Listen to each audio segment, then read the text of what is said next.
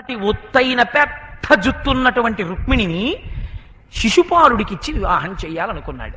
ఏమిటండి ఆ పద్యం, ఏమైనా అర్థం ఉందా? రుక్మికి కళ్ళు లేకపోవడం ఏంటి? రుక్మికి కళ్ళున్నాయి. మరి అంధుడై అని ఎందుకన్నారు? పైగా అంధుడై పోనీ ఏదో రుక్మిణీదేవిని పట్టుకెళ్ళి ఇద్దాం అనుకున్నాడు శిశుపాలుడికి. ఆవిడికి చాలా నల్లటి జుట్టుంది, అది కూడా నల్ల తుమ్మెదల బారు ఎలా ఉంటుందో అటువంటి జుత్తు. మత్త పుష్పంధియవేణినిత్తు, ఆ మాట ఎందుకు అనాలి?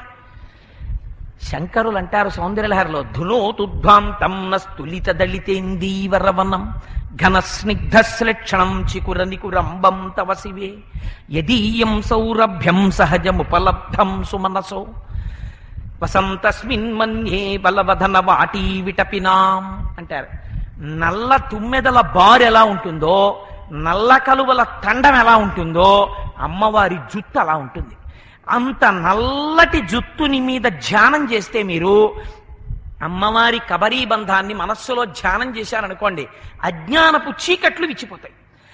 నల్లటి జుత్తుని ధ్యానం చేస్తే నల్లటి చీకటి ఎలా పోతుంది అంటే, చంద్రశేఖర పరమాచార్య స్వామి అన్నారు, అది యోగ రహస్యం, నువ్వు ధ్యానం చేసి చూడు నీకు తెలుస్తుంది. ఇదే చెప్తున్నారు. రోజు చెల్లెలి యొక్క నల్లటి కబరీబంధాన్ని చూస్తున్నాడు. చూసి కూడా వచ్చిన రుక్మిణీదేవి బాహ్యంగా తన చెల్లెలు కాదు, ఆడపిల్ల కాదు, తనిష్టం వచ్చినట్టు పెళ్లి చేయలేడు. ఎవరావిడ?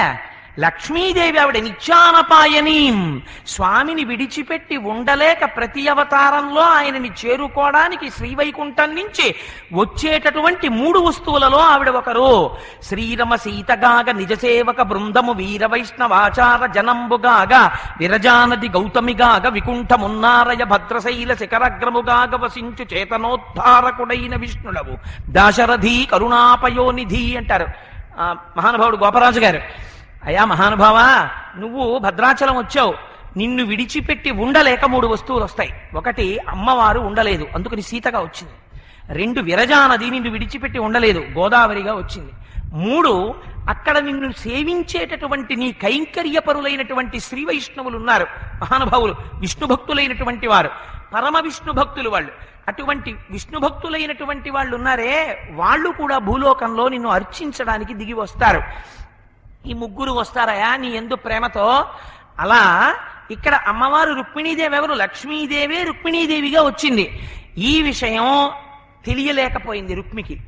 ఎన్నాళ్ళు అమ్మవారి కబరీబంధాన్ని దర్శనం చేస్తున్న చెల్లెలి పేరుతో అజ్ఞానము వీడనటువంటి రుక్మి పైకి కన్నులున్న అంధుడే, అసలైన జ్ఞానము భాషించలేదు కనుక. అందుకని బంధువులందరం కృష్ణునకు బాలిక నిత్తుమటంచు సేముషీ సింధువులై విచారముల్ చేయగా దుస్సంధుడు రుక్మి కృష్ణునెడచాల విరోధము చేసి మత్త పుష్పందియవేణి నిత్తు శిశుపాలున కంచు తలంచ అంధుడై.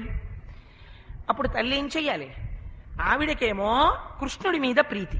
ఎందుకు కృష్ణుడి మీద ప్రీతి? ఆవిడికి ఎలా తెలుసు కృష్ణుడు అనబడేటటువంటి పురుషుడు ఒకడు ఉన్నాడు, ఆయన నేను వివాహం చేసుకుందాం? ఆవిడికి ఎలా కలిగిందండి కోరిక అంటే, దానికి ఒక కారణం చెప్పారు. చిన్నతనం నుంచి కూడా రుక్మిణీదేవి యొక్క తండ్రి గారైనటువంటి భీష్మకుడి ఇంటికి పరమభక్తులైనటువంటి వారు వస్తుండేవారు. భక్తులైన వారు వస్తే దేని గురించి మాట్లాడతారు? భగవంతుడి గురించి మాట్లాడతారు. అందుకని కృష్ణ పరమాత్మ యొక్క లీలా విలాసాల గురించి, లీలల గురించి మాట్లాడుతుండేవారు. ఆవిడ వినడంతో ఆవిడికి కృష్ణ పరమాత్మ మీద ప్రేమ కలిగింది. అందుకని ఇప్పుడు కృష్ణ పరమాత్మని వివాహం చేసుకోవాలనుంది. అన్నగారేమో శిశుపాలుడికిచ్చి వివాహం చెయ్యాలనుకుంటున్నాడు. అందుకని అగ్నిజ్యోతనుడు అనేటటువంటి బ్రాహ్మణుణ్ణి పిలిచి ఆయన పాదములు పట్టి నమస్కారం చేసింది. చేసి ఒక పత్రిక ఒకటి రాసి అయా అగ్ని ఇవ్వవలసినది, ద్వారకా నగరమునకు వెళ్ళవలసినది అని ఆవిడ అభ్యర్థించింది. భగవాన్ మహానుభావుడు అగ్నిజ్యోతనుడు అంగీకరించాడు. ఇక్కడే మీరు ఒక విషయాన్ని జాగ్రత్తగా రుక్మిణీ కళ్యాణంలో అర్థం చేసుకోవాలి. ఏమిటో తెలుసా అండి? ఏమంటే రుక్మిణీదేవి అలా కృష్ణ పరమాత్మకి ఉత్తరం రాస్తే ఇవాళ భాషలో చెప్పాలంటే అది లవ్ లెటర్ రాసినట్టు కాదా? అంటే ఆ రోజుల నుంచి అసలు లవ్ లెటర్ రాయడం అన్న సాంప్రదాయం రుక్మిణీదేవితో ప్రారంభమా? ఇంకా ముందు ఎవరైనా అలా రాశారా? మరి అలా తండ్రిని కాదని అన్నయ్యని కాదని ఆవిడ ఉత్తరం రాసి ఒక బ్రాహ్మణుణ్ణి పిలిచి ఎవరికీ తెలియకుండా నీవు ఇది పట్టుకెళ్ళి కృష్ణుడికి అని చెప్పడం దోషం కాదా? అంటే వివేకానందుడు మాట అంటాడు, if the Vedantic books do not stand to the present days reason, don't be afraid of that throw them out of your window. నువ్వు ఒక విషయం సమగ్రంగా నీకు అర్థం కానప్పుడు ఇవాల్టి రోజుకి ఈ ఘట్టము వినవలసిన అవసరమేమి? ఎప్పుడో జరిగిన రుక్మిణీ కళ్యాణం ఇవాళ ఎంతో మంది రాస్తున్నారు లవ్ లెటర్స్. అవి చెప్పవే, ఇదెందుకు చెప్తావు? అంతకన్నా బాగా రాసేవాళ్ళు ఉన్నారు ఉత్తరాలు. అదే చెప్తున్న విషయము నీకు సమగ్రముగా నీ అనుమానాన్ని నివృత్తి చేయలేకపోతే సంశయించకు. నీకు ఉన్నటువంటి వేదాంత గ్రంథములను నీ ఇంటి కిటికీలోంచి బయటికి విసిరవతల పారాయి. ఎందుకని ఇవాళ ఉన్న దీనిలో ఒక పెద్ద రహస్యం ఉంది, మీకు విజ్ఞాపన చేస్తాను. ఆ రాసినటువంటి ఉత్తరం కామముతో వ్రాసినటువంటి లవ్ లెటరు కాదు. ఎందుకు ఈ మాట నేను చెప్పగలుగుతున్నానంటే అక్కడే ఉంది రహస్యం. భీష్మకుడికి జన్మించినటువంటి 5 కుమారుల పేరేమి? 5 పేరులోనూ రుక్మముంది. కుమార్తె పేరేమి? రుక్మముంది.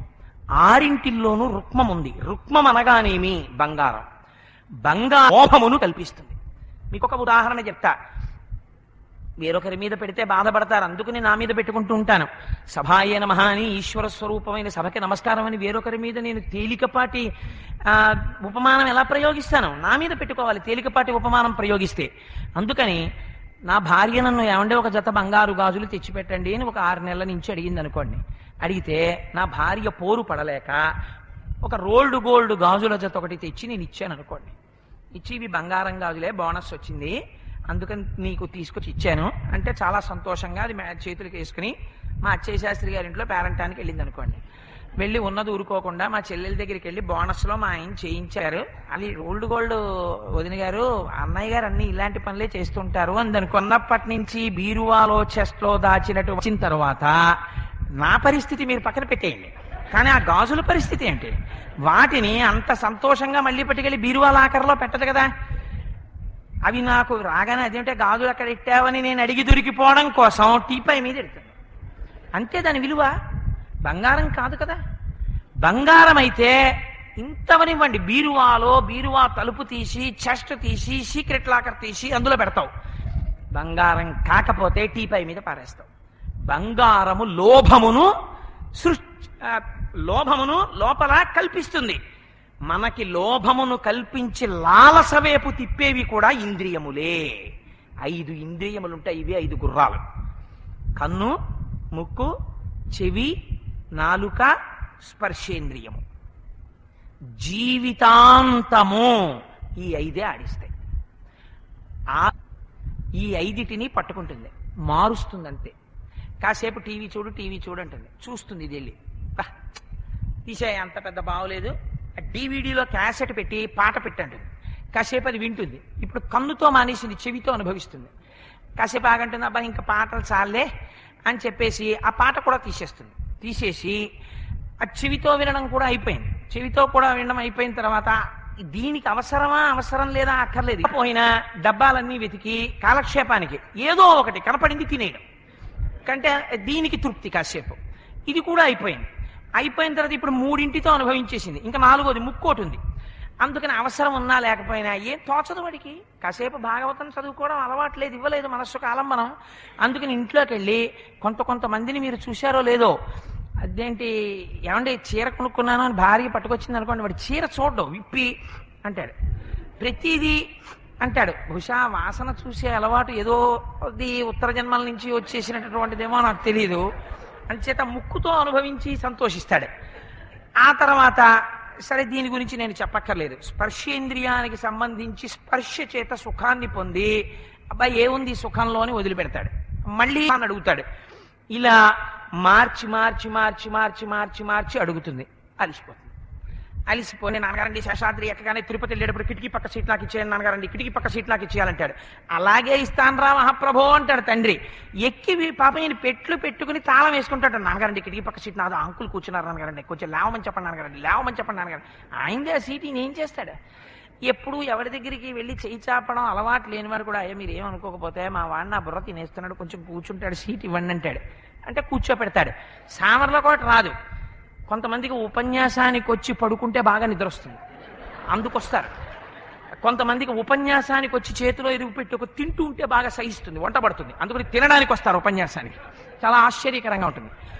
కొంతమంది పిల్లలు చూడండి, రైల్లో కిటికీ పక్కన కూర్చొని ఇంకా సామర్ల కోట రాదు, వాడు ఆ కిటికీ మీద పడిపోయి నిద్రైపోతాడు.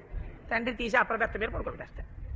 అయిపోయింది అనుకోండి, అలా చేస్తుంది, ఆత్మలోకి వెళ్ళిపోతుంది. ఆట అంటే ఎప్పుడు లాలస ఈ 5ంటితో తిరుగుతుంటుంది. అందుకే రమణ మహర్షి అంటారు, సినిమాకి వెళ్ళేం చూస్తావు, నాటకాలకి వెళ్ళేం చూస్తావు, పెద్ద నాటకం ఇక్కడ ఉంది. నానాటి బ్రతుకు నాటకము కానక కన్నది కైవల్యము.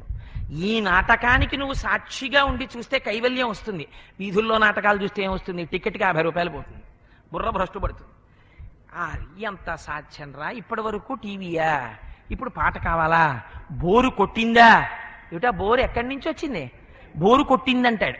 అంటే మనస్సుకి వ్యాపకం లేదు, సరైంది ఇవ్వడు. ఎంత చిత్రం చూడండి. ఇలా తిరిగేటటువంటి 5 ఇంద్రియములే లోభం వేపుకు తిప్పేటటువంటి, లౌల్యము వేపుకి, లాలస వేపుకి తిప్పేటటువంటి 5గురు. వెనక పుట్టింది ఎవరు, మనస్సు. కానీ ఇప్పుడు ఈ మనస్సు జన్మజన్మాంతర సుకృతంతో ఒకటి అడుగుతోంది, నాకు ఈ విషయ భోగాలొద్దు, నాకేం కావాలి, నాకు ఈశ్వరుడు కావాలంటోంది. ఒప్పుకుంటా ఏమిటి, ఇంద్రియాలు లాగడం మొదలెడతాయి, ఎలాగో అలా వీడిని దింపేద్దాను రొంపిలోకి. మనస్సుకి బలహీనత ఏమిటో తెలుసా అండి, చేయించలేదు, బోధ చేస్తుంది. ఎవడు చూడొచ్చాడు, ఎందుకు, ఏం పర్వాలేదు తినేద్దు అంటుంది.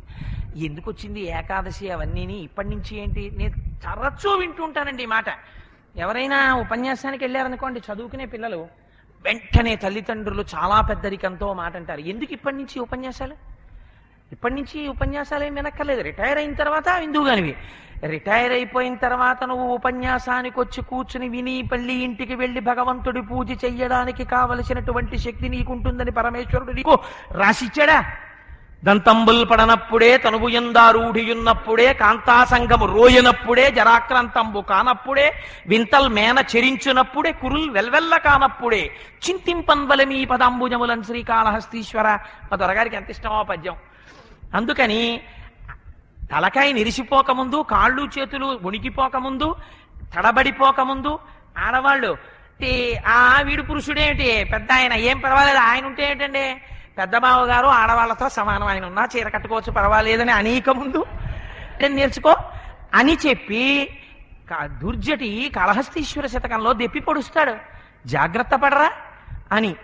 అందుచేత చెయ్యాలి, కానీ ఇంద్రియములు చెయ్యనివ్వవు. ఈ ఇంద్రియములు ఈశ్వరుడి వైపుకి తిరిగాయనుకోండి, వాడు అదృష్టవంతుడు అయిపోయినట్టే. ఇప్పుడు మీరు అంతఃశత్రువులను మీరు ఓడించలేకపోతున్నారు.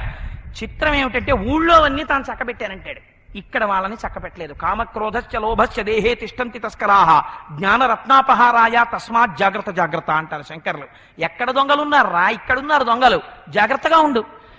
దేవీ భాగవతంలో వ్యాసుడు అంటాడు, ఇంద్రియాని బలిష్టాని నియుక్తాని మానద అపక్వస్య ప్రకుర్వంతి వికారాం స్థాననీకషః.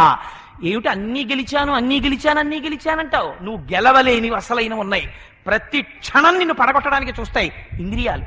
వాటిని గెలవడం ఎవరి తరం కాదు, చాలా కష్టం, ఎప్పుడో అప్పుడు పడగొడతాయి. మీకు ఒక యథార్థం చెప్తాను, మహాపురుషులు తమ జీవితాల్ని దాచుకోలేదు. వివేకానందుడంతటి వాడికి కామమునందు అనురక్తి కలిగింది ఒకనాడు. కలిగితే ఆయన ఏవో పుస్తకాలు చదివాడు, ధ్యానం చేశాడు. ఎంత చేసినా కామమునందు కలిగినటువంటి వ్యగ్రత నుంచి మనసు తప్పలేదు. అప్పుడు ఆయన ఏం చేశాడంటే, ఒక పెనం ఒకటి పొయ్యి మీద పెట్టి బాగా కాల్చి ఒంటి మీద బట్ట తీసేసి వెళ్ళి మూకుడు మీద కూర్చున్నాడు. కూర్చుంటే పృష్ఠభాగం అంతా కాలిపోయింది. అప్పుడు నిలబడి ధ్యానం చేశాడు. ఇప్పుడు కాలిపోయినప్పుడు మంట పెట్టినప్పుడు ఈ మంటని అనుభవించి బాధపడుతున్నదేదో అది సుఖాన్ని అడిగింది. ఇప్పుడు అది సుఖాన్ని అడుగుతుందా? ఇప్పుడు దానికి ఏ సుఖం కోరిందో దానికన్నా ఈ మంట తగ్గితే చాలంటుంది. ఎంత చిత్రం!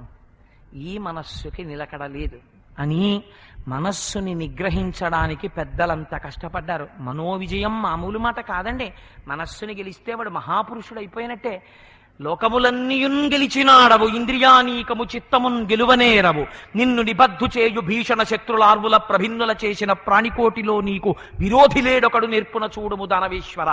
జ్ఞానం కలగడం అంటే, అద్వైతంలో నిలబడం అంటే, శంకరాచార్యుల వారి శిష్యుణ్ణని చెప్పుకోవడం అంటే అంత మాటలేం కాదు.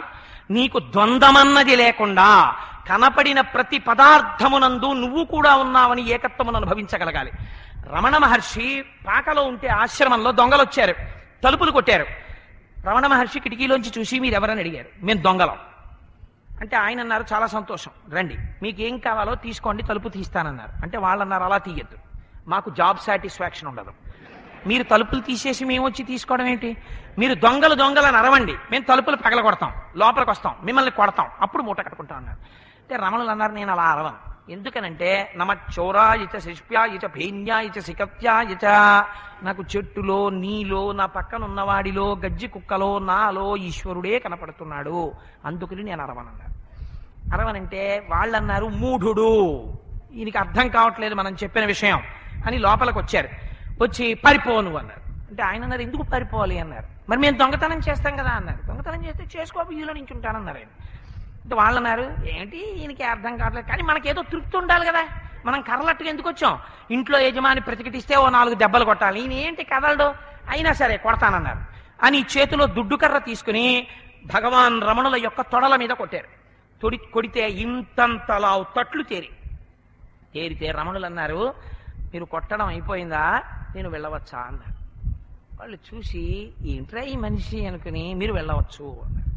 ఆయన వచ్చి ఆ బయట చెట్టు కింద కూర్చున్నారు. మీరు మూట కట్టుకుని ఏమీ భయం లేకుండా సంతోషంగా బయలుదేరండి, అప్పుడు నేను లోపలికి ఎడతానన్నారు. ఏముంటుంది లోపల, ఆయనకున్నవి 1000 చిరుగుల తువ్వాలు, ఓ మట్టి కమండలం తప్ప ఇలాంటి వాడి దగ్గరికి రాకూడదని వాళ్ళు వెళ్ళిపోయారు. పక్కన శిష్యులు అన్నారు భగవాన్ మీ తొడలు చూస్తే మాకెంత బాధగా ఉందో తెలుసా, ఇంతంత తట్ల, మీరు అనుమతి ఇవ్వండి వాళ్ళ తలలు పగల కొట్టేస్తా ఉన్నారు.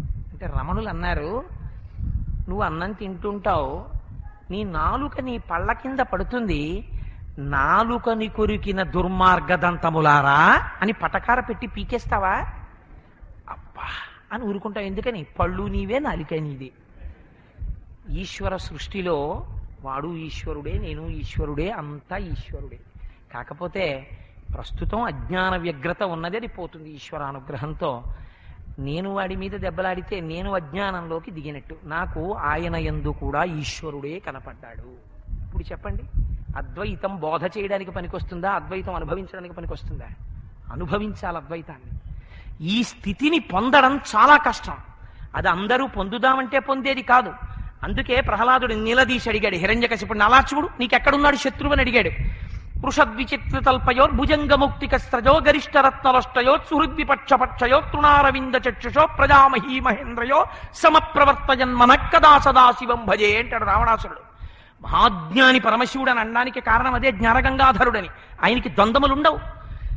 అందుచేత ఇక్కడ రుక్మిణీదేవి అగ్నిజ్యోతనుణ్ణి పంపిస్తోంది. ఇప్పుడు లోపల ఉన్నటువంటి ఇంద్రియముల యొక్క మనస్సు యొక్క ధాటిని తట్టుకుని ఈశ్వరుణ్ణి పొందడానికి శరణాగతి చేస్తోంది. వీటిని నేను గెలవడం కాదు, నువ్వు గెలిపించి నువ్వే నన్ను నీదాన్ని చేసుకోవాలి, దీన్ని శరణాగతి అంటారు. జ్ఞాన మార్గానికి చిట్ట చివరి యొక్క లక్ష్యం అదే, శరణాగతికి చిట్ట చివరి లక్ష్యము అది.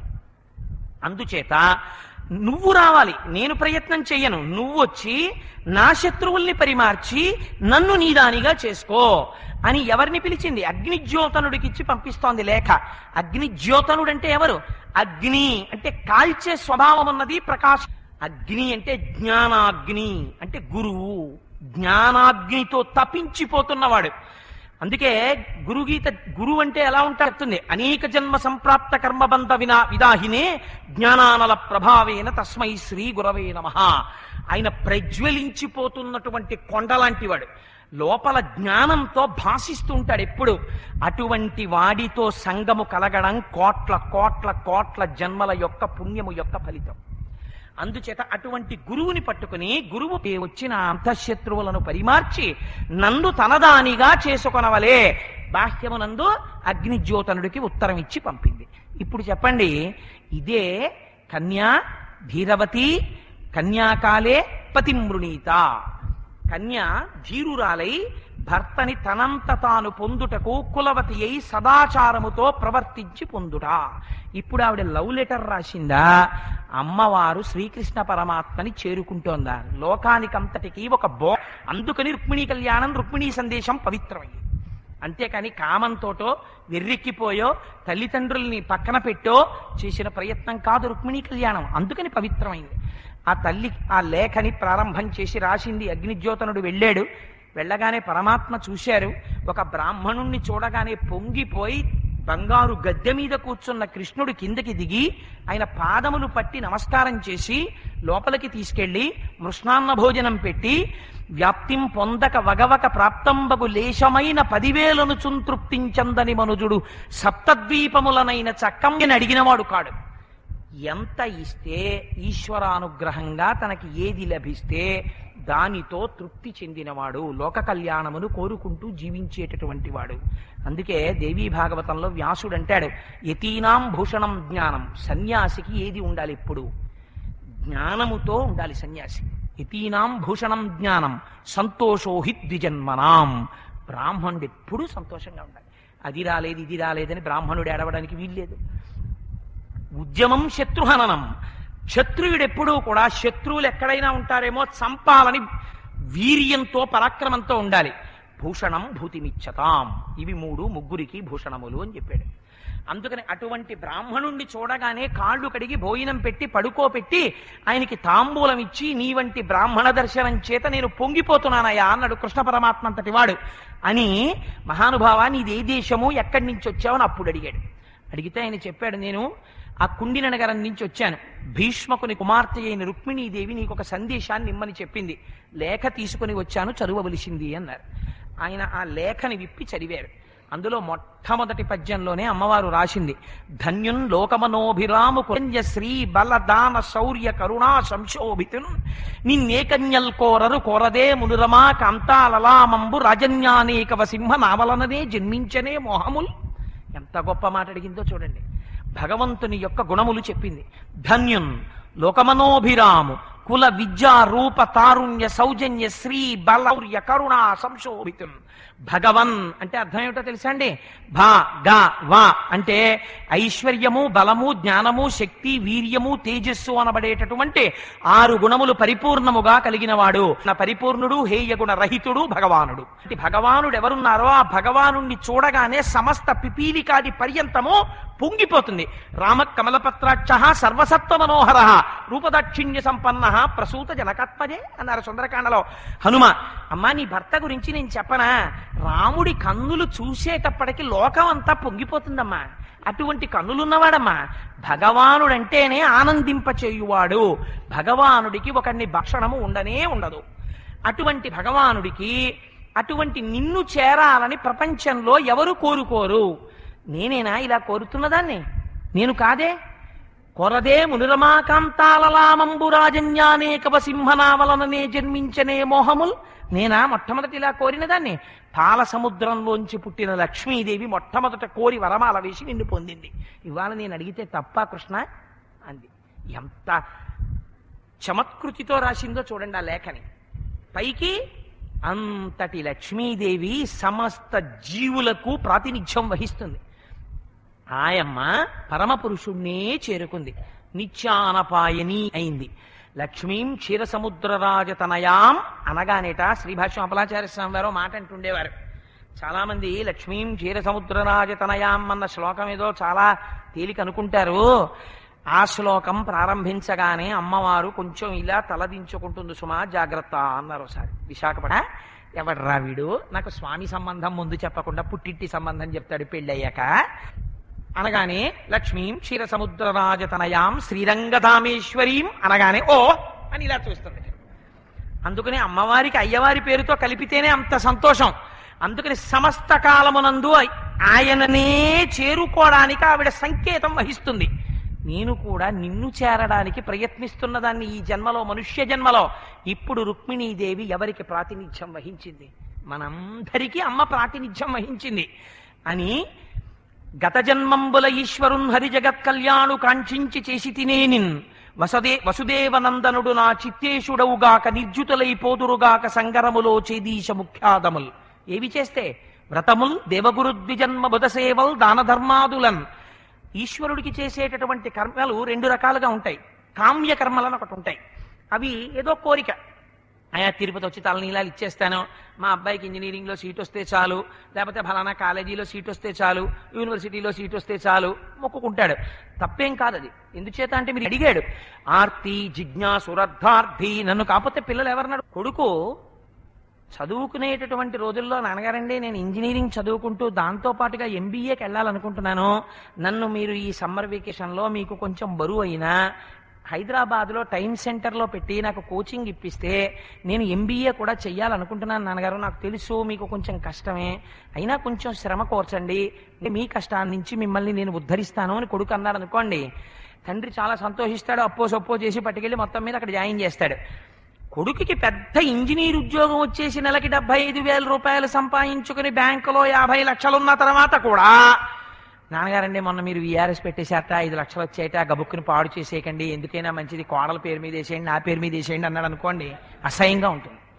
ఎప్పుడో ఒకసారి ఈశ్వరుణ్ణి కోరిక కోరడం తప్పేం కాదు, కానీ ఇక గుళ్ళోకి ఎందుకు కనపడతాడంటే కోరిక తీరడానికే. వాడు వచ్చాడనుకోండి గుళ్ళోకి కూడా, భగవంతుడు అమ్మో వీడు వచ్చాడు, ఆ లక్ష్మి ఏమిటో ఎందుకు వచ్చాడో మళ్ళీ ఏం అడుగుతాడో అన్నట్టు ఉండకూడదు.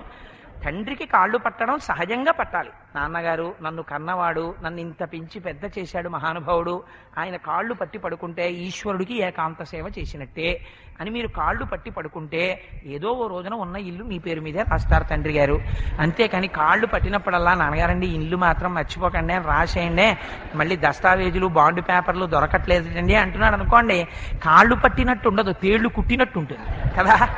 అందుకని గత జన్మంబుల ఈశ్వరున్ హరి జగత్ కళ్యాణు కాంక్షించి చేసి తినేనిన్, నేను గత జన్మలలో వ్రతములు కానీ, దైవీ సేవ కానీ, బ్రాహ్మణ సేవ కానీ, పెద్దల సేవ కానీ, గోసేవ కానీ ఏ కోరిక లేకుండా కేవలము దీని చేత ఈశ్వరుడు ఆనందించుగాక అని నేను చేసిన దాననైతే ఆ పుణ్యము ఏదైనా ఉంటే నేను ఇవాళ కృష్ణుణ్ణి చెందెదనుగాక.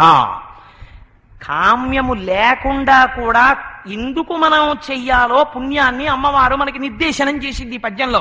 అందుకని వ్రతముల్ దేవగురుద్భి జన్మ బుధ సేవల్ దాన ధర్మాదులన్ గత జన్మంబుల ఈశ్వరున్ హరి జగత్ కళ్యాణు కంక్షించి చేసి తినేనిన్ వసుదేవనందనుడు నా చిత్తేశుడవుగాక నిర్జుతులైపోదురుగాక సంగరములో చేదీశ ముఖ్యాధముల్. అప్పుడు శిశుపాలుడు అందవు, చేదీశుడు అంటుంది. చిత్తప్రభవము కామము, కామము మనిషిని పాడు చేస్తుంది, ఈ కామము నాశనమైపోవుగాక, నా మనస్సు యందు ఈశ్వరుడు నిలబడుగాక, నేను ఈశ్వరునకే చెందిన దాననగుగాక, ఆయననే పొందదనుగాక. ఇది ఆవిడ కోరుకున్నది. ఇప్పుడు చెప్పండి, కామంతో రాసిందా కామ విచ్ఛేదనానికి ఆవిడ రాసిందా?